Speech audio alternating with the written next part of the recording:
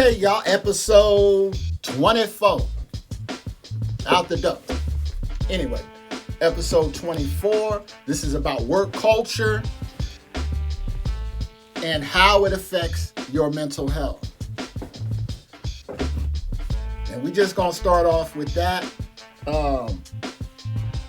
In this episode, we're gonna talk about online. We're gonna talk about transportation.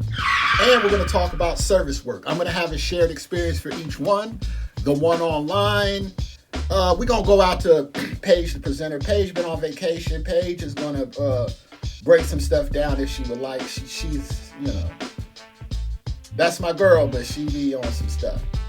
So, research from the Kaiser Family Foundation showed during the COVID-19 pandemic, 56% of adults reported significant anxiety related to the pandemic's impact on work and economic stability. Increased anxiety in the work culture. Before I go into my shared experience, we're going to go out there to Paige. Paige, her and Professor C, they going down to check out some new AI stuff. And we're gonna go out there and holler at them. We see if they're going to be receptive or not. Thanks, John. What do you want? What do I want? You know what I want. That's absolutely crazy. Paige, how are you doing? How are you? I'm glad you asked. I'm doing fine. Me and Professor Seed are going to check out a new AI library. They say it's historic. We'll see. Information rules. All right, Paige, cool. Just make sure that when y'all get that information, shoot it to me.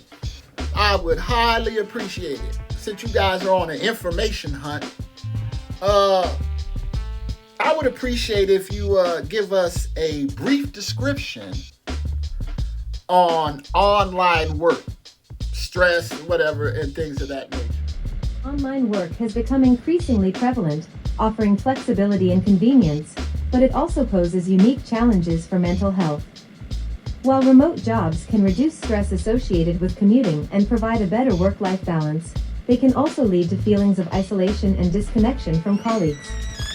The blurring of boundaries between work and personal life can contribute to burnout, as employees may find it difficult to switch off after working hours. Additionally, the lack of face-to-face interactions can exacerbate feelings of loneliness and anxiety.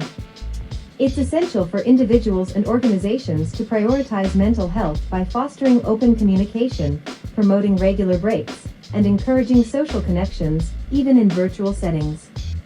John, I will talk to you later. Thank you, Paige. I appreciate it. We're going to get right into the shared experience on the online work. And this is recent in real time. I have a store I've had on Etsy, classic music mugs, for a while. And this particular day, I should say, I was making a transaction. And so I put the transaction in. I think nothing of it because it's just what it is. I don't think nothing of it, put it in. And then probably about an hour later, it says that the transfers went back. It's went back, and I don't even have access to my online banking. I don't have access to nothing. I have to actually call the fraud department. Now, the reason I have a problem with this is because I'm the one that did this. And the bank and the bank card is already in my bank. So they already have a record of it. And this was done intentionally. I'm going to tell you why it was done intentionally. I had something important that I needed to get in by Saturday. If it doesn't happen, this is a Wednesday. If it doesn't happen by Saturday, then I have to do it Monday. The problem with that is now that they froze everything and I have to actually call them to get it unlocked, it's going to be late. So the damage is done. And so when I call, they ask for my information. Give me the last four of your social. Where do you live? They do all this information check. So I get to that person and they say, well, what are you calling about? I said, I can't access anything. My thing was frozen. They said, oh, yeah, we see here. It's a fraud. You got to talk to Pam. Well, who's Pam? Now, everybody I'm calling, they keep saying, oh, talk to Pam. Work culture. They stressing me out. And then you want to know why and how I got into mental health? a combination of things, alcohol and human beings. And so after she gets into all this thing, she realizes that she can't really help me. Well, you knew that at the beginning. She said, I'm going to give you the number. Hold on, I'm going to connect you to Pam. So the phone rings and rings and rings. And then it's the answers. Please leave your message. If it da-da-da-da, we'll get back to you with this and that. And so I was like, what? Now you got to realize they like to document stuff. They document everything. They video everything. They listen to everything. They do everything. They try to find something bad or evil in everything. This is what they do. And so she's like, I'm going to have to transfer you to somebody else. Right? And I said, we need somebody else. And so, Kevin, and I'm just keeping it real with you, Kevin, yeah, I got a mind like a cat, Kevin. And so his thing rings, right? Same shit. Oh, please leave a message. This and that. So now I'm starting to get irritated. But you got to realize this is what they want. See, they created all this. See, I have nothing to do with this. I have to undo it. I have to fix it. Takes time, takes energy. And I don't want to have to deal with these people. These are the weirdest human beings ever. Like, what are you talking about? So I hang up the phone and I call the fraud department directly. And so when I call the fraud, guess who answers? Kevin. But he didn't answer the first time, wanted me to leave a message. He gonna call me back. So when he answered the phone, he says, can I get your data? I said, they just verified me, transferred. Why do I got to do this again? This is a different department. You better. Just the way he's acting, I'm like, so I give him the information. And he said, what? I said, well, my account's frozen. My things is frozen. They said it was a fraud alert. She said, yeah, there was a transfer of money from this certain bank account. What is that? I said, that's my business. That's my bank account.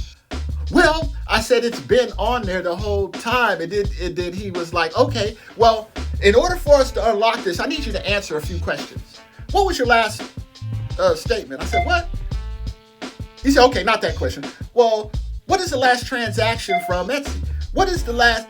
I said, you closed the thing, my online banking. I don't have access to that information. I said, do you think I'm an idiot?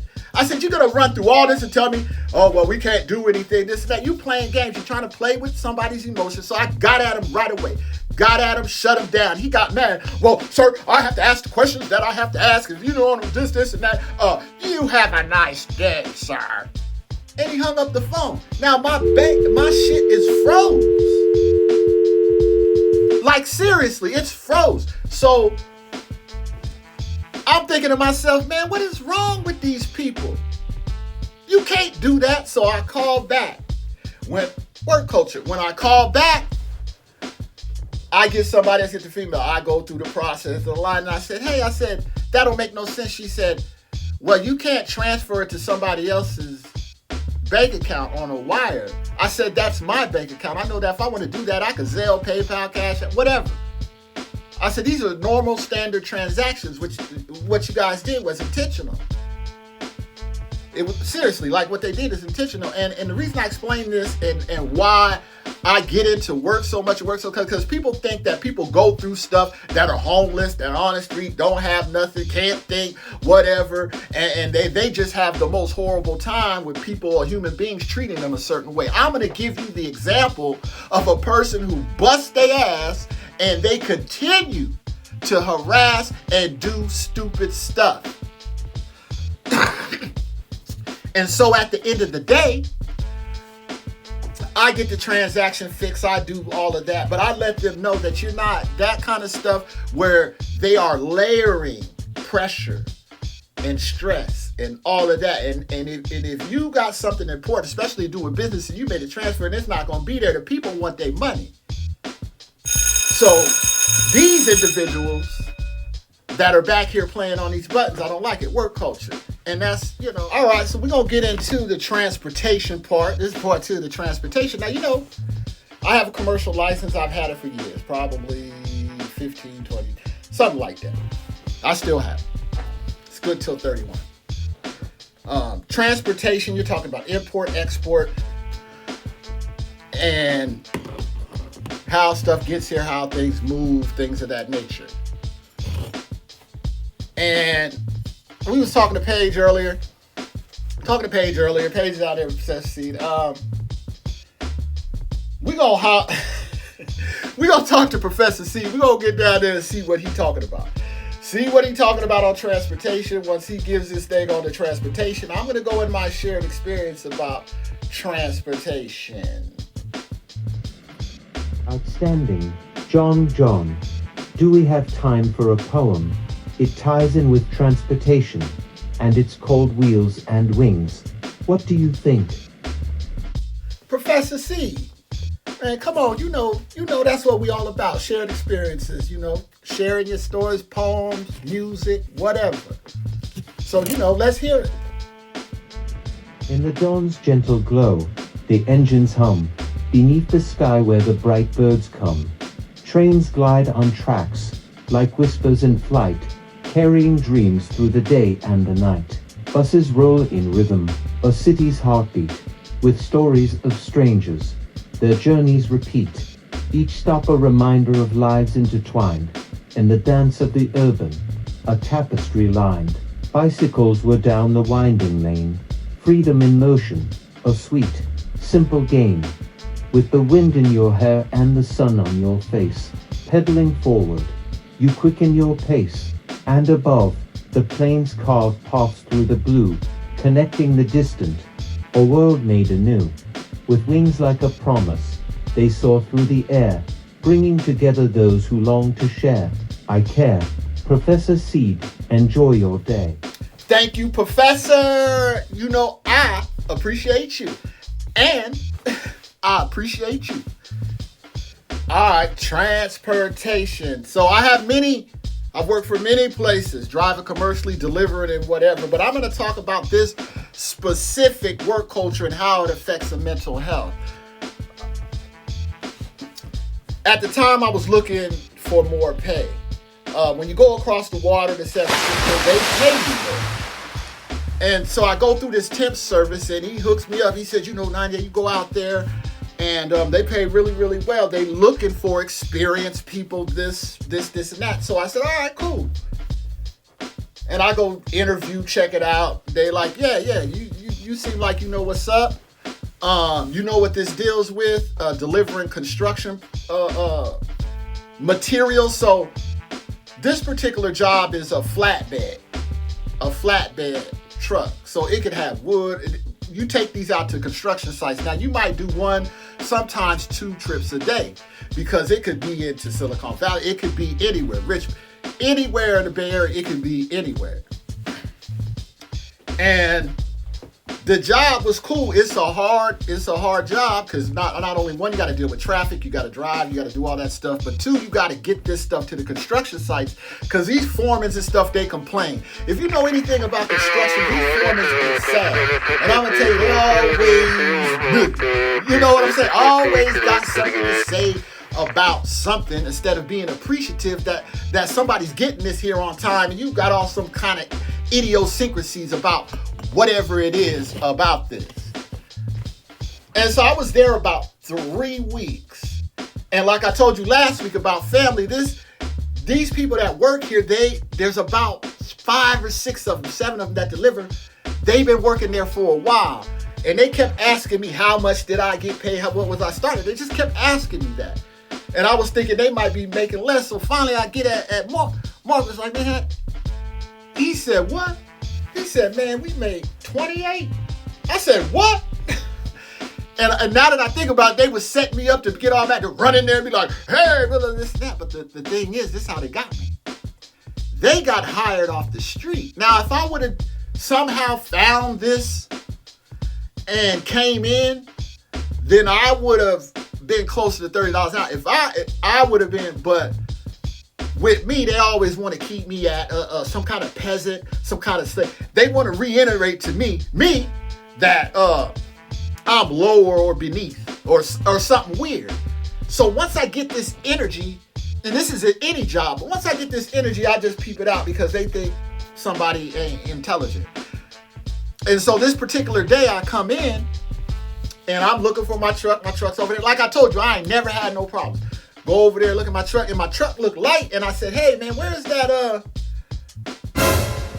we had some plastic PVC, like the pipe, and I needed 2 of those on my thing, 2 of those. I'm going out to Santa Clara, and it's their job to put it on the truck. So I'm looking around. They said, oh, it's in there.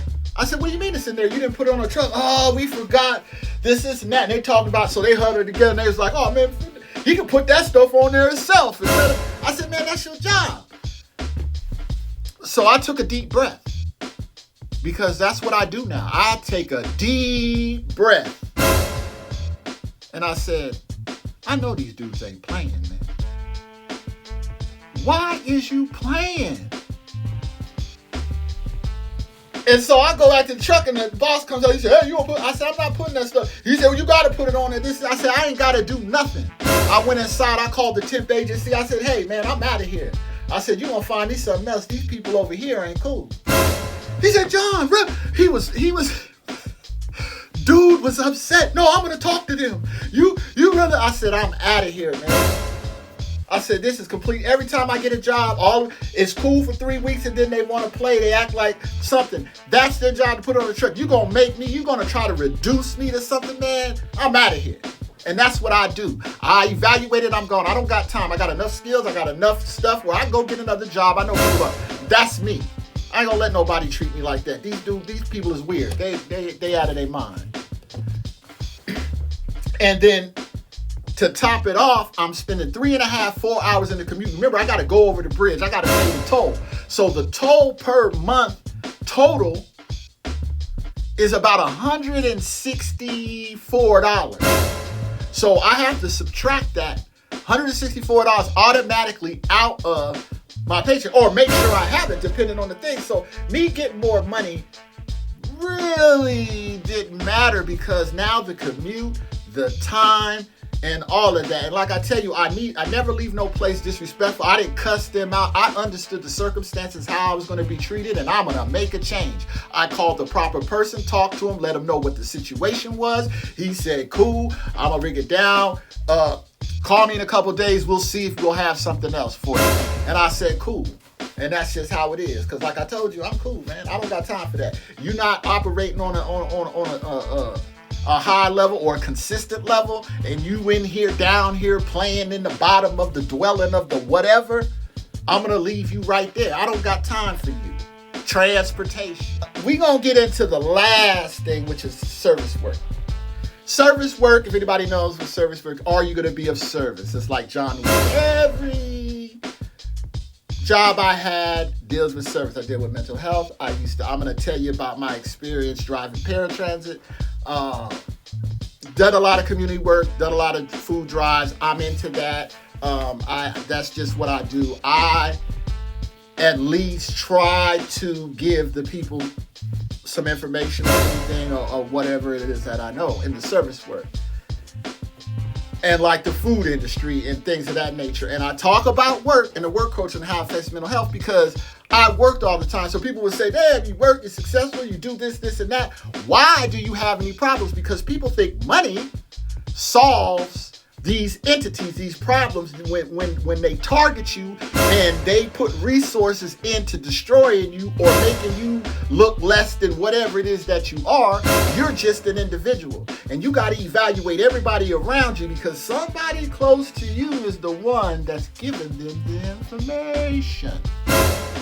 That's how it always is. And so my shared experience about the service work, I'm going to go back to 1986 where my work started. Now, before that, I used to deliver candy. People used to know the peanut brittle and all that stuff in a box. I don't know if they still do that. I know in the 80s, the kids. You know what's crazy about that? Is the dude that I was working for, I was 12 years old. He had a white van. And I was, over the years, I kept thinking about that because I didn't stay long. Dude was kind of weird. I'm thinking, why you have a bunch of kids selling candy? I'm different. So ain't nothing gonna happen to me or anything. I'm 12, but I'm really 16. I grew up fast. So I could peep all of this, and I said, "Oh, I'm gonna just get my money and whatever." Like, I'm 12 years old talking this crap. Oh, I'm just get my money. And so I ended up quitting that job just based on the fact dude had a white van, you know. But shortly after that, I get a job. Now the only reason I get a job is because you got to remember I'm still an adolescent. I'm not an adult, so my parents are still buying my clothes. I don't like them. I'm in high school, a lot of red and black stuff. I need variety. Certain things make me feel a certain way because they play the color game. Me, I don't care. I know the energy, what it does, whatever like that. So that's really the real reason why I even got that job. 1986, Carl's Jr. Hardy. And it was one of the best experiences at that age that I could get. I ended up being assistant manager there, 16, like within 8 months I was on.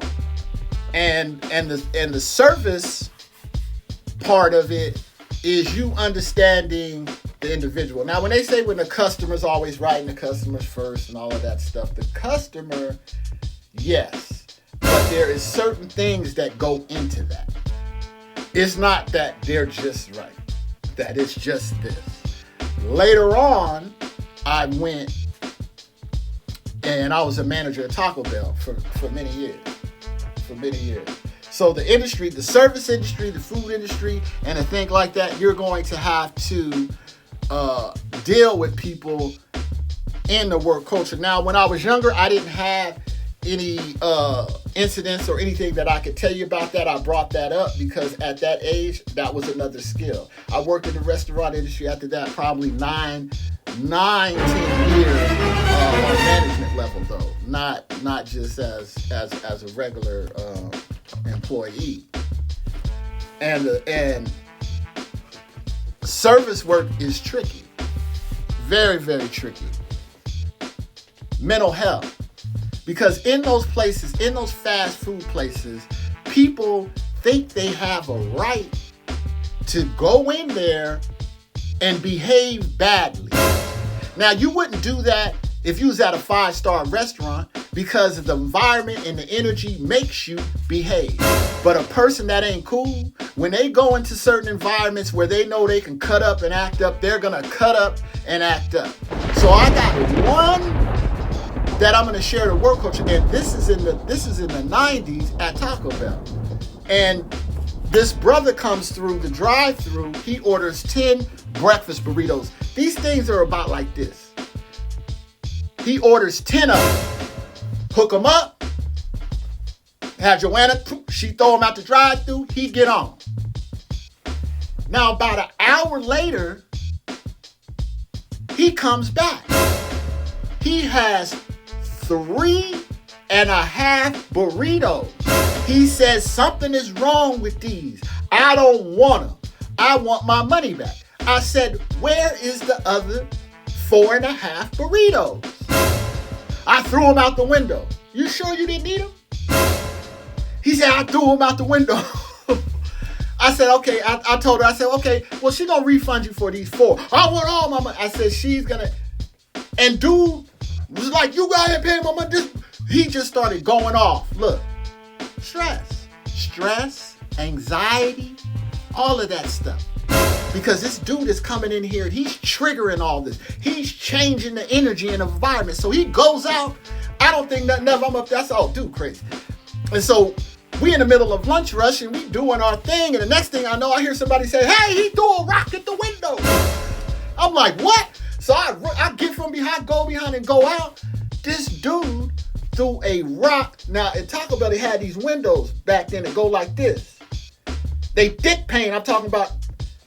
And he threw it. He hit the bottom of it and cracked it. So I had to call the police. Because I'm the man. Look, I tell you all the time, man, I am of service. I am doing a service. These crazy human beings, these individuals, they lose their mind. Every time they get around me, I don't understand it. So I had to call the law. And what's the funny thing? Oh, you think it's somebody white, Asian, black? No. Some African. He done lost his mind. Busting the window. I would love to say, oh, this is great. No, you know who does it to you? Y'all people, these people. Ridiculous. And so when I talk to the district manager and say, well, you should have just gave him his money because, that window cost more. I feel they set it all up anyway. I don't really care. They set the shit up. Don't make no difference to me and whatever. But that's my experience on work service culture, how it affects the mental health, how I got into peer-to-peer mental health, because all my things are related to work. People don't know how to behave. They just be on some other stuff, lazy. And I don't understand why they even want to mess with me, to be honest with you. And so that's my episode. I want to give you a little insight on work culture, how it affects my mental health, how it can affect you in many different ways, being in traffic, anxiety, depression, people just being downright nasty when they could be better. Do better, be better. I say that all the time. It's not necessary, especially if people of service are willing to actually do that work. You should support them and don't be with the nonsense. This is episode 24, work culture and how it affects your mental health. And till next time. Okay, we're going to conclude with Paige, the presenter, and Professor C. They're down there at that AI facility. They're doing something. They want to do it from there. So we're going to go down there. Paige and the professor. All business, John. Professor Seed, let's go. Did you know? The Centers for Disease Control and Prevention (CDC) estimates that depression alone results in approximately 200 million lost workdays each year in the U.S., costing employers up to $44 billion in lost productivity. The floor is yours. Thank you, Professor. According to the World Health Organization, WHO, around 1 in 4 people will be affected by mental health issues at some point in their lives. In the workplace, this translates to significant numbers of employees struggling with conditions like anxiety and depression. Back to you, John. Thank you, Paige. Thank you, Professor. Episode 24. Work culture and how it affects your mental health. Take care of yourself. Till next time.